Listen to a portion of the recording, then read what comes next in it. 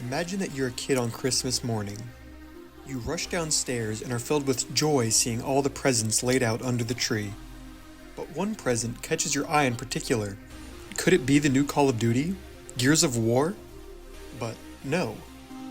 You got the game where you jump out of dumpsters to deliver sandwiches to construction workers. Now you may think this is odd, but this was the reality for millions of children in 2007. Because once upon a time, you could buy a fast food combo meal and get a game with it. And not just a cheap code or a mobile app. We're talking full-on discs with stealth missions, kart races, and boss battles. This is the weird world of Advergames. Games made not to entertain, but to sell you cereal, soda, sneakers, or sandwiches. And somehow, they worked. To understand where Advergames came from, we have to rewind all the way to the 1980s. A time when video games were just starting to enter homes, and brands were still figuring out what a joystick was. The earliest Advergames were primitive, but oddly ambitious. One of the first known examples was Kool-Aid Man, released in 1983 for the Atari 2600 and Intellivision. The game had you collecting water to stop evil little creatures called the Thirsties. It was clunky, it was weird, and it wasn't widely successful. But despite its lack of popularity, Advergames only continued to grow, because later that year, Johnson & Johnson would go on to release tooth protectors, and Coca-Cola would go on to release Pepsi Invaders, and the snowball was only just beginning. But the real turning point came in the early 90s when fast food decided to go full Mario. In 1992, McDonald's released MC Kids for the NES.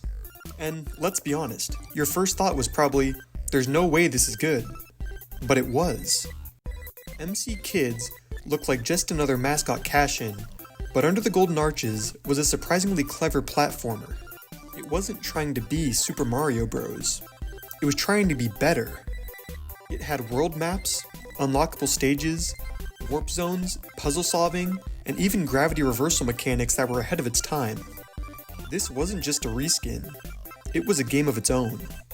It borrowed a lot from Nintendo's playbook, and in doing so, it accidentally became one of the most technologically ambitious games of its era. But these games weren't designed to be good by modern standards. They were physical commercials disguised as playable distractions. But they were way ahead of their time in one big way. They turned advertising into interaction, and that was powerful. While some brands were spending millions of dollars on Saturday morning cartoons and jingles, a few realized this important thing. If you give kids a game, even a bad one, they'd voluntarily engage with your brand for hours. And by the mid-90s, brands weren't just putting games in stores. They were putting them right inside your cereal box. If you were a kid in the mid-90s, chances are your video game collection lived in the same place as your Pop-Tarts. The cereal cabinet. That's because, for a few years, breakfast came with a CD-ROM. In 1996, Chex cereal gave away a game that became legendary, Chex Quest. It looked like a goofy promo. A sci-fi shooter where you played as a Chex warrior, blasting green goo aliens called Flemboids. But here's the twist. It was actually built on the Doom engine. It had everything Doom had. Keycards, secret doors, fast-paced action, just with less blood and more whole grains. It was shockingly polished for a game next to Lucky Charms and Captain Crunch. And not only was the game good, the campaign worked. Chex Quest helped boost Chex cereal sales by over 240% during the promotion.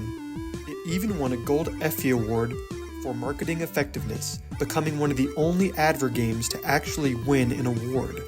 And after the success of Chex Quest, everyone jumped on the cereal box bandwagon. There was Tony and Friends in Kellogg's Land, Cinnamon Toast Crazy Maze, and Mission Nutrition, just to name a few. Cereal box games ruled the kitchen counter, but eventually, brands had set their sights on something bigger, the living room. And that is when Advergames hit full console status. Disc-based, controller-ready, and somehow even weirder. In 2006, Burger King launched what might be the most ambitious fast food marketing stunt in gaming history. For $3.99, with purchase of a Whopper meal, you could walk out with a physical Xbox game on an actual disc from the drive-thru. There were 3 games in this Burger King marketing campaign. There was Big Bumpin', a bumper car brawler, Pocket Bike Racer, a terrible racing game starring Brooke Burke, and the most popular, Sneak King, a stealth game where you would deliver hash browns to construction workers like a greasy solid snake. Now you may look at these games and think to yourself, surely these had to fail. But they didn't. Sneak King was the second best-selling game on the Xbox 360 in 2006, falling only to Gears of War. But Burger King was only the beginning. On Xbox Live Arcade, brands started dropping Advergames you didn't even need to buy. They were free to download, and shockingly, some of them were good. Doritos Crash Course launched in 2010 as part of a promo contest. It was a side-scrolling obstacle course game that felt like Wipeout meets Ninja Warrior, and it was a success, with over 1 million players downloading it in the first month alone. And then there was, Yaris, a bizarre futuristic shooter racer hybrid where you drove a Toyota Yaris outfitted with lasers. It was free, it was confusing, and was one of the worst rated games on Xbox Live Arcade ever. Advergames had officially taken over the console space, whether on disc or downloaded straight to your Xbox. But just as brands were finding success in your living room, they discovered an even cheaper, faster way into your head. And all they had to do was go online. Welcome to the golden age of flash games. A lawless, ad-riddled wonderland where every soda, candy, and deodorant was trying to launch the next hit.